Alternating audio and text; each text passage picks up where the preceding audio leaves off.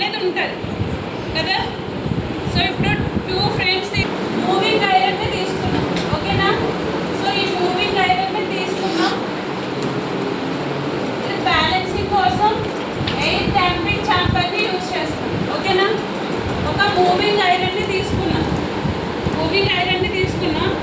దీనికి బ్యాలెన్స్ చేయడానికి air damping ఛాంబర్ని తీసుకున్నాం. ఓకేనా. సో ఇప్పుడు moving iron air damping chamber ఉంది. సో ఇది ఏంటంటే మూవ్ అవుతుంటే బ్యాలెన్సింగ్ కోసం ఇక్కడ కంట్రోల్ వెయిట్స్ అనేది యూజ్ చేస్తాం.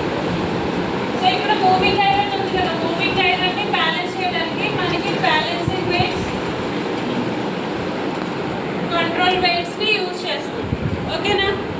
సో ఇప్పుడు 2 ఫ్రేమ్స్ మధ్యలో మనకి ఎలక్ట్రోమాగ్నెటిక్ ఫీల్డ్ అనేది ఉంది.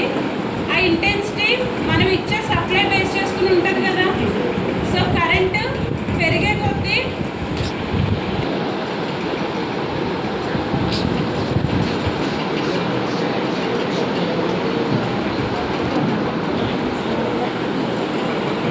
मिलतीना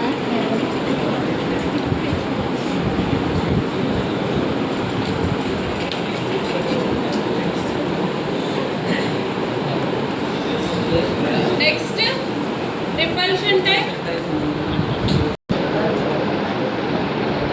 డయాగ్రామ్ కనిపిస్తుందా లాస్ట్ బెంచెస్.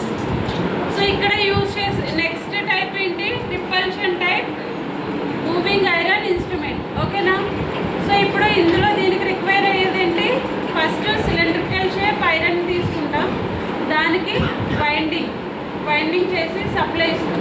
సో ఇప్పుడు ఈ ఐరన్ ఎలా యాక్ట్ చేస్తుంది, మ్యాగ్నెట్ లాగా యాక్ట్ చేస్తుంది. సో ఇప్పుడు ఇది ఏంటంటే సిలిండ్రికల్ షేప్ ఐరన్. ఓకేనా.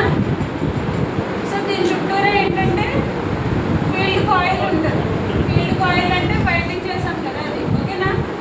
సో ఇప్పుడు దీని లోపల కూడా ఏంటి, మొత్తం అంతా మ్యాగ్నెట్ లాగా యాక్ట్ చేస్తుంది. సో ఇప్పుడు ఏం చేస్తామంటే సిలిండ్రికల్ షేప్ ఐరన్ ఉందా, సో దాని లోపల ఒక స్పిన్డిల్ని యూజ్ చేస్తాం. ఓకేనా.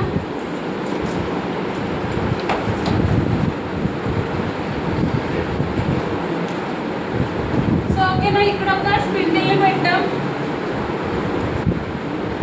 ఓకేనా. ఒక సిలిండ్రికల్ షేప్ ఐరన్, దాని లోపల ఒక స్పిన్డిల్ పెట్టాం. ఓకేనా. సో ఇప్పుడు ఏంటంటే సిలిండ్రికల్ షేప్ ఐరన్ ఉంది కదా, ఇప్పుడు అదేం మ్యాగ్నెట్ లాగా వర్క్ చేస్తుంది. ఓకేనా. సో ఇక్కడ ఇది సిలిండ్రికల్ షేప్ ఐరన్కి ప్లేస్ చేస్తుందేమో ఫిక్స్డ్ ఐరన్. ఫిక్స్డ్ వేల్ ఏంటంటే సాఫ్ట్ లైట్ వెయిటెడ్ ఐరన్. ఓకేనా. సో ఇక్కడ మధ్యలో ఏంటి, ఇక్కడ దీనికి కూడా ఏంటంటే ఒక ఐరన్ని ప్లేస్ చేస్తాం. ఇది ఏంటంటే మూవింగ్ ఐరన్. ఓకేనా. మూవింగ్ వేల్, దీన్ని కనెక్ట్ చేస్తుందేమో ఫిక్స్డ్ వేల్. ఓకేనా.